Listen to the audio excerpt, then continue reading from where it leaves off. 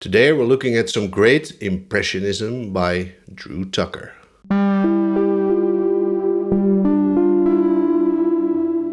Hello Internet, welcome to the Pin Line. My name is Jesse. On this channel I explore the rich history of Magic the Gathering art, one card and one piece at a time. Last time we dove deep into the vibrant world of 3-3 City. Check out that video on my channel. It's a very cool card, lovely to look at, lots to explore there. But today we're looking at a different card, an older card, one from Ice Age that came out in about 1995, I believe. And this card is Flare by Drew Tucker. Here's my well-played card that I have in my collection. Drew Tucker is famous to me for specifically Clockwork Beast, which is another card he made for the old sets. But that one has a lot of nostalgia to me. But he's also very famous for a card called Tendan and a lot of other iconic pieces. He's a very distinct style, one you don't see very often. But he still works for Magic. He still does draw and paint pictures for Magic the Gathering. And even in recent sets like Lorwyn, he added some cool art there. His style evolved a bit from the Age of Flare, I would say, but you still see his distinct, impressionism, I would say, in his more recent work. Recent work is more figurative, I think he added such a distinct vibe to Magic, whereas a lot of Magic art was very literal, fantasy, realism. He went in more of an impressionistic route, and I think that's very interesting to take a look at. So let's dive in. As always, I have it on my screen here. The medium is watercolor. He uses a lot of watercolor, mainly gouache. Maybe he adds some inks and some oil in there as well. But I would say this is a watercolor painting. What does the card do? For these times today, this would be quite an expensive card to cast for 3 mana to deal 1 damage and draw a card at the beginning of the next turn's upkeep. So it's both quite expensive and also quite slow. Apart from that, at that time, this is how they designed cards and how they designed the game. It was a slower game, more deliberate in a lot of ways, and nowadays it's faster, but also I think sometimes more balanced. They learned a lot. What is depicted on the cards? The card is called Flare. The idea here is I guess, to showcase what happens when a flare happens. You see figures, you see motion. It's not a literal ball of flame or a ball of fire, but you get the impression of a blast of light or a blast of force. And there's shadowy figures that showcase that lighting effect as well, right? They're shadows. You don't see their faces because the light is so bright and they almost disappear into the shadows. It's also sort of dreamlike picture. It's like a vague memory of what happened in your dream almost. So very interesting. I do know that at those, in that age of Magic, there was less art direction overall. It was more like, hey, please create a picture for this card. It's called Flare. Good luck. So that's how they did it, basically. And then artists were left to their own imagination and creativity to come up with something.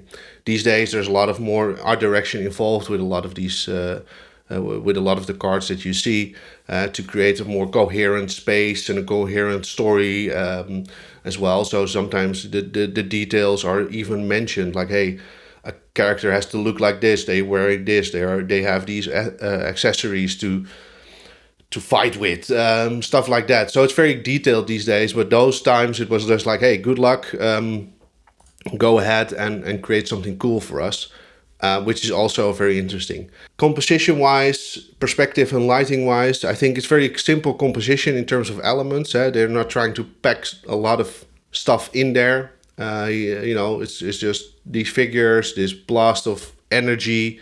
You maybe see these blood spatters or something like that. I'm not sure what that should be, but you feel that sort of energy and that emotion in there. this character is, that's on eye level perspective, and you see this character sort of holding up his hands, guarding himself from what is happening. These figures in the back almost half disappear already. They are probably blasted away, and you see a bit of the ground on the bottom here. The lighting is very impressionistic, right? It's not done by creating a lot of contrast, but it's smartly done by the movement and the way the brush strokes are painted. So and how this figure is sort of almost evaporating in a way, which is very smart. There's no direct flash or fire or something that you see. It's more told in the stories and in the brush strokes. What I also like is that the colors are not red only, right? This is a red card, but they are not only red colors. You see the purples and the blues hues in there, so and the grays and the greens in here as well. So that's very interesting. These blood spatters maybe are these spatters are maybe blood or something happening, liquid or something like that. So I think that's very interesting. If you take a bit of a closer look at the broader picture, this is, I think, a print version that he sells on his website. So it's a bit different. It's a bit of a different cutout, but it has a bit more elements on the side here. It doesn't tell us a lot more, but you see a different composition almost by zooming in a bit. This is more the original cutout almost. I like this one actually better because you see more of the ground and you have a bit more breathing room around it. I think the flavor of the card and how does this art match the flavor, I think it does it well, it fits well, but it can be polarizing almost, right? You don't really see what is happening. It's not a literal depiction of a flare, but I think that is what makes it interesting. You see this card for the first time, you might look at hey, this is a cool looking image, but at the same time you think, hey, what is happening here? And there's something to explore here and something to learn here. And in terms of readability, it works very well, right? There's not a lot of details that you need to see. There's a lot of details in the paintwork, and you can look up close and enjoy that, I would say.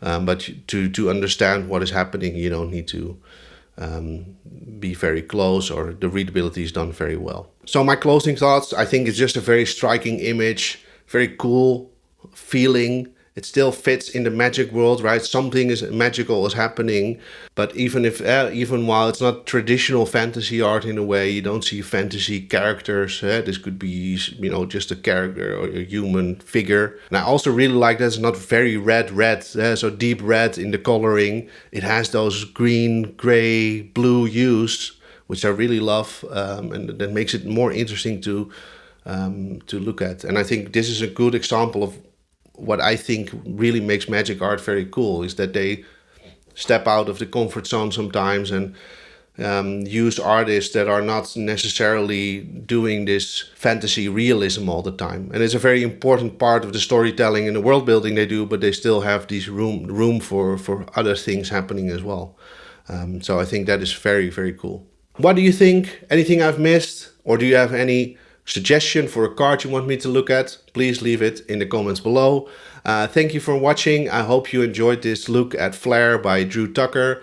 He's an amazing artist. Look up his work on Scryfall or on online. Enjoy it. If you've enjoyed this video, please consider leaving a thumbs up. And if you want to see more, please subscribe, hit the notification bell to get notified when a new video pops up. I hope to see you next time. Have an amazing day. Cheers.